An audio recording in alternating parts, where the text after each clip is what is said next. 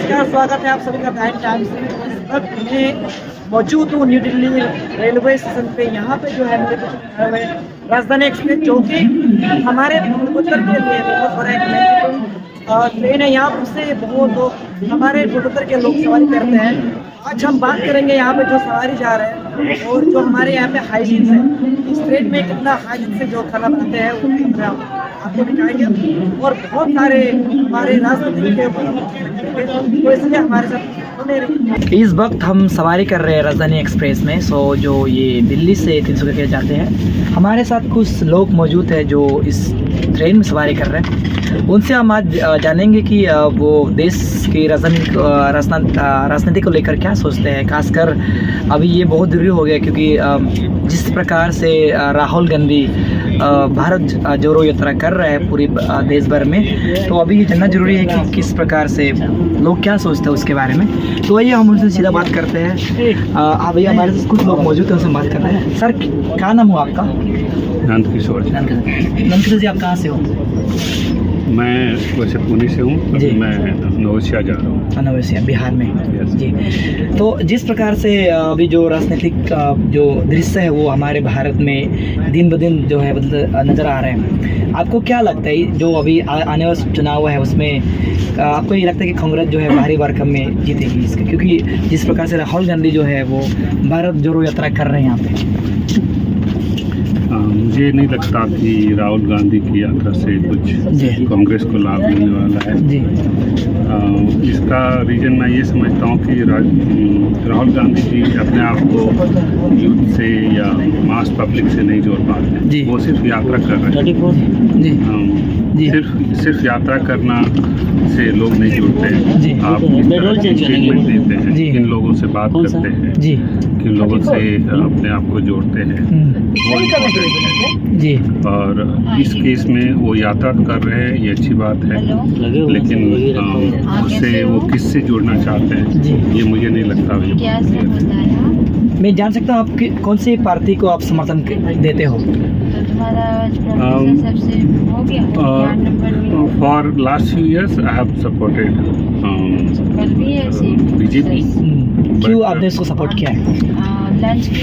उसने जो कुछ ऐसे उसके मुद्दे हैं, जैसे डिफेंस सेक्टर में जो उसने काम किया है, जिस प्रकार से मोदी जी लोगों से जुड़ते हैं वो सब, या फिर अंतर्राष्ट्रीय परिप्रेक्ष्य में जो उनके स्टेप्स हैं वो काफ़ी अच्छे हैं।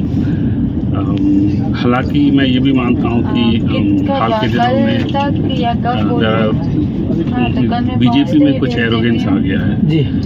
वो अपने आप को ऐसा समझने लगे हैं कि वो डिफीट नहीं हो सकते। मुझे लगता है कि ये डेंजरस ट्रेंड है। कल मैं पहुंच जाऊंगी 8:30 में, फिर भेज दूंगी तुम। चलिए, तो आपका जो है वो मिक्स व्यू है, आप लिबरल सोचते हैं अभी नहीं ना। तो कुछ लोगों का ये भी कहना है कि जो बीजेपी सरकार है वो तानाशाही कर रहा है यहाँ पे। क्या आप इस बात से सहमत होंगे? अभी तुम कहाँ हो? मैं कुछ हद तक सहमत हूँ जी।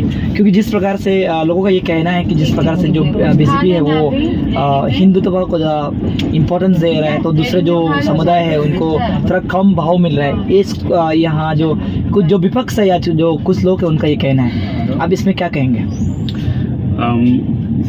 इंडिया फर्स्ट या भारत फर्स्ट, ये कंसेप्ट बीजेपी का एक अच्छा स्टेप है जी। जो और ये सभी समुदाय से या सभी पक्ष से ये बहुत क्लियरली आना चाहिए। वन एंड ऑल, नॉर्थ और साउथ, ईस्ट और वेस्ट, सब जगह से ऐसी भाव आनी चाहिए जी। और इसमें कुछ गलत नहीं है जी।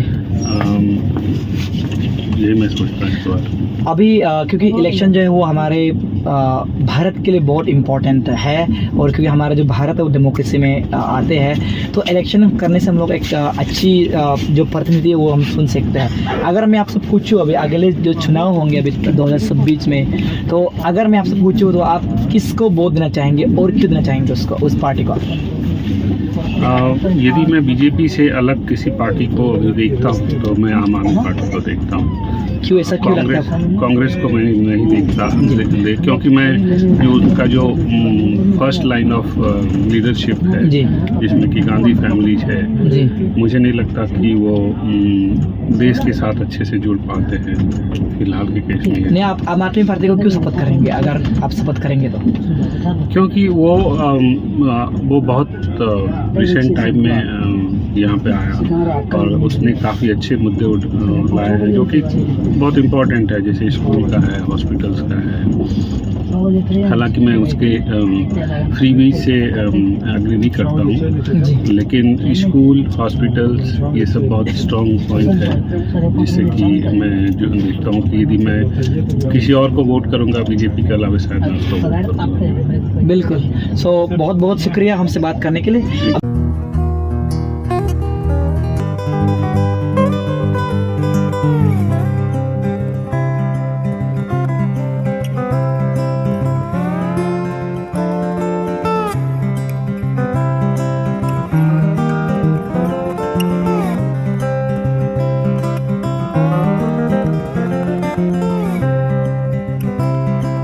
बात करते हैं, यहाँ पे एक शख्स मिला जो बिहार से आते हैं। बिहार जो है ऐसा एक भूमि है जहाँ पे लॉर्ड बुद्धा वहाँ से आते हैं और जो बहुत सा तमाम जो फेमस लोग हैं वहाँ से आते हैं। तो बिहार का एक बहुत बड़ा योगदान है हमारे भारत देश में अगर हम देखा जाए तो ये उन्हीं से हम बात करते हैं। सर क्या नाम हो आपका? TN चौधरी जी। तो सर आप अभी जो फिलहाल जो जिस प्रकार से कांग्रेस अध्यक्ष समझ चाहूँगा कांग्रेस का जो नेता है राहुल गांधी जिस प्रकार से भारत जोड़ो यात्रा कर रहे हैं अभी, उससे ऐसा लग रहा है कि वो अगले चुनाव में जो है वो बीजेपी को मात देगा। आप इसको किस प्रकार देखते हो? अगर यात्रा करने से ही किसी को राजनीतिक सफलता मिल जाए तो सब विकास का काम छोड़ के सब पार्टी के लोग यात्रा ही शुरू कर दें। आपको लगता है ऐसा संभव नहीं है जी?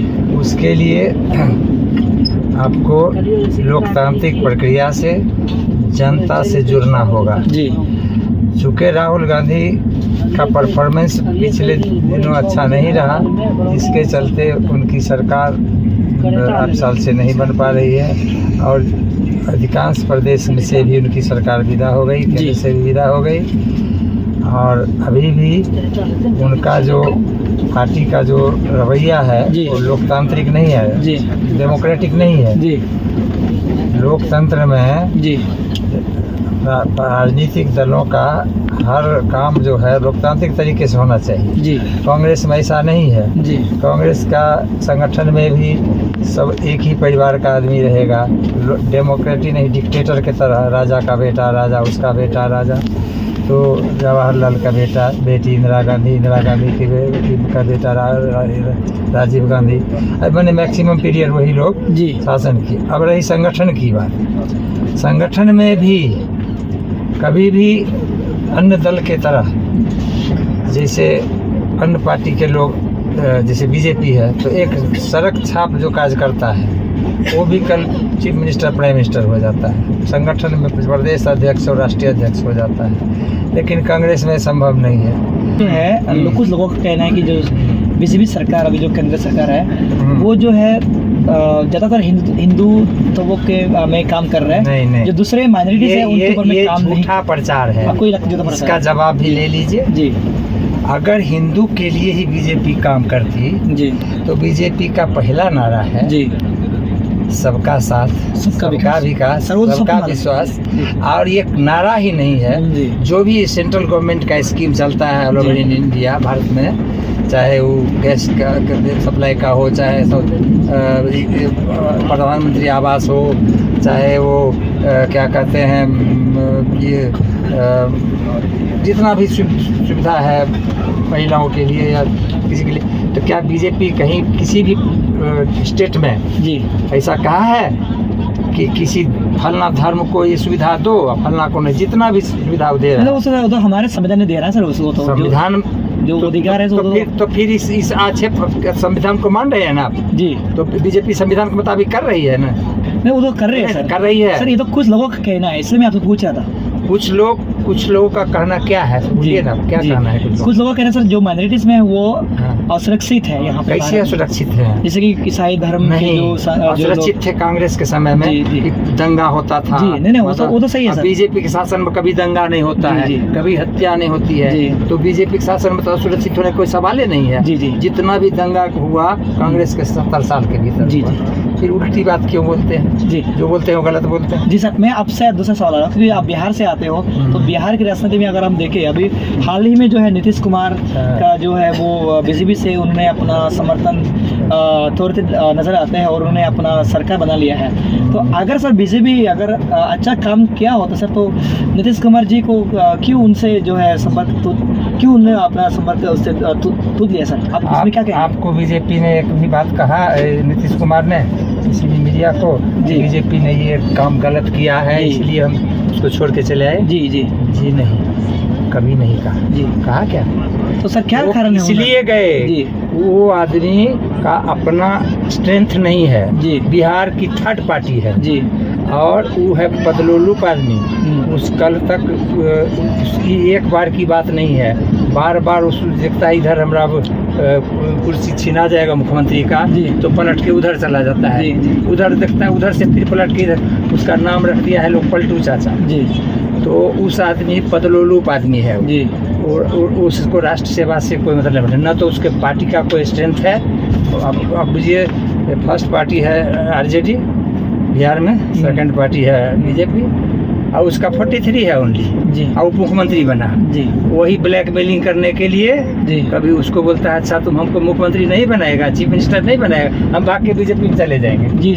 इधर बीजेपी वाला बोलता है हमारा चीफ मिनिस्टर कुर्सी तुम छीनेगा, हम भाग के चले जाएंगे राजद में जी। तो वो पलटू राम समझे ना सर? आप बहुत बड़ा आरोप लगा रहा सर उसको। हाँ, ऐसा आरोप नहीं है जी, ये सच्चाई है जी। एक बार दो बार नहीं पलटी मारा है जी जी, बार बार पलटी मारा है। सर आपको लगता है बीजेपी जिस प्रकार से 2014 में इलेक्शन में आए थे, उन्होंने कहा कि जैसे कि आपने भी अभी कहा सबका साथ सबका विकास, तो आपको लगता है भारत में विकास हुआ है उनके आने के बाद? आपको लगता है सर विकास हुआ है? विकास आप किसको कहते हैं? विकास का मतलब क्या होता है? किस क्षेत्र एक क्षेत्र का आर्थिक विकास हो जाए तो विकास है? विकास का मतलब है कि आपका हर क्षेत्र में विकास हो जी। अभी आपने पहले जिनसे ले रहे थे इंटरव्यू, उन्होंने क्या कहा जी? भारत को जो तरजीह नहीं देता था, जो इसका रिस्पॉन्स नहीं देता था, और जो अपने को दुनिया का बॉस समझता था, अमेरिका या हो कोई भी हाई पावर हो, वो आज भारत के सामने में सर झुकाता है जी जी। वो तो सर वो तो मैं भी मानता हूँ उस बात। वो झुकाता है कि नहीं झुकाता? जी जी, वो तो मानता हूँ सर। ये आपका सम्मान बढ़ा कि नहीं बढ़ा? दूसरी बात, विकास का मतलब कब होता है? जब शांति होगी तब न विकास होगा। आप खूब कमाइए, आपके घर में चोरी डकैती है, लूटपाट होते रहे, तब कमाने से क्या फायदा? अशांति होगा तब विकास करिएगा जी। तो भारत में अशांति का कारण क्या था?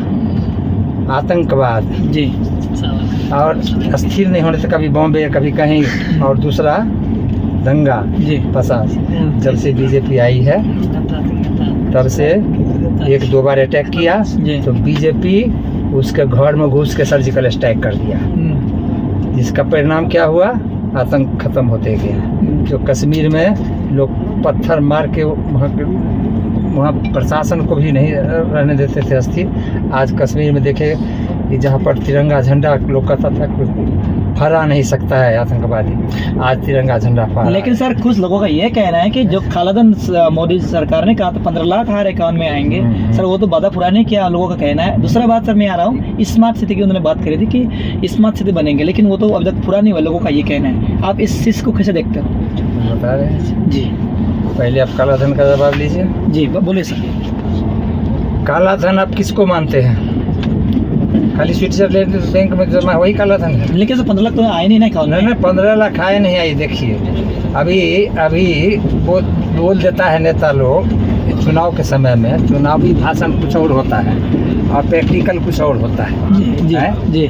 तो कालाधन का जो सवाल आप उठाए, आज आप सुन रहे होंगे 6 महीना के अंदर कि एक यूपी का सेंट का कारोबारी, उसके घर में कितना मशीन कैश काउंटिंग के लिए भेजना पड़ा। झारखंड का की जो सचिव थी, क्या कहते हैं ये महिला सिंघल, क्या सिंघल जी, हाँ पूजा सिंघल, वह जेल में है। उसके घर से 22 करोड़ 25 करोड़ रुपया निकला। उसके बाद आप देखिए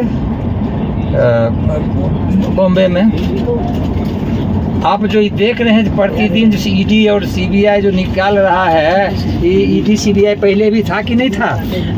कांग्रेस क्यों नहीं निकलवाई सब इन लोगों से काला धन? नहीं सर, अगर क्यों नहीं निकलवाई कांग्रेस? नहीं सर, आप ईडी की बात कर रहे हैं सर, हमारे काला धन यही तो है। नहीं सर, मैं भी बोल रहा हूँ निकाल, अभी निकाल देंगे जी। आपको क्या कहा, आपको क्या कही केजरीवाल है फ्री में खाओ, फ्री में काहे खिलाएगा?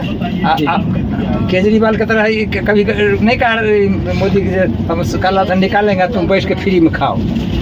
काला धन भी बरामद करेंगे तो राष्ट्र का धन है। आप राष्ट्र के लिए काम कीजिए, उसमें आप भी भागीदार बनिए।